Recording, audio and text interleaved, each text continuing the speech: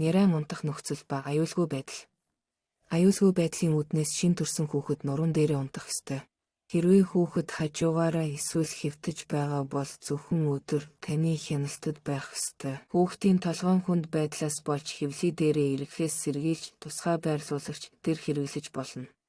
Хүүхэд хэвлий дээрээ хяналтгүй унтаж болох цаг нь зөвхөн тэр өөрөө хэвлий дээрээ эргэж тусламжгүйгээр буцаж эргэх чадвартай болсон үеэс эхэлнэ. Хэрвээ хүүхэд нуруун дээрээ унтаж чадахгүй уурлаж зөвхөн хэвлий дээрээ тайвширдаг бол би хүүхдийг остеопатад үзүүлж булчингийн томс авчаар байгаа эсхийг шалгуулахыг зөвлөнө. Эдгээр нь хүүхдэд нуруун дээрээ унтахад духгүй байдал үүсгэж болцсошгүй. Хүүхдийг нуруун дээр нь хэвтүүлж толгойг нь нэг тал руу, дараа нь нөгөө тал руу эргүүлж мөн хүүхдийг тээгтээ гараа сольж толгой нь байнгын хазаалт үүсгэхээс сэргийлээрэй. Хүүхдийн ор хүнжилт илүүдэл зүйл байх ёсгүй. Зөвхөн матрасны хамгаалалт татдаг даавал байх ёстой. Хүнжил эсвэл хучлаг оронд унтлагын мууд хэрэглэх нь дээр.